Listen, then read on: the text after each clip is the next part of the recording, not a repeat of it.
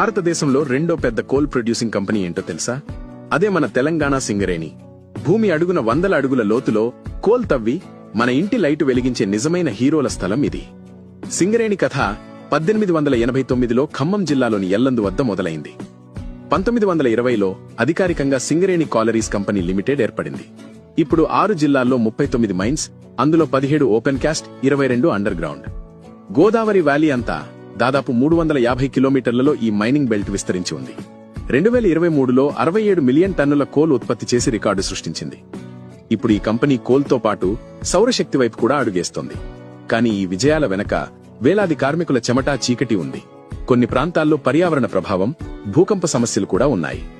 సింగరేణి అంటే కేవలం కోల్ కాదు, మన తెలంగాణ శక్తి, మన గర్వం. భూమి అడుగున చీకటిలో ఉండేవాళ్ల వల్లే మన ఇంట్లో వెలుగుంది. వాళ్లు లేకపోతే మన జీవితం ఎలా ఉండేదో ఒక్కసారి ఆలోచించండి.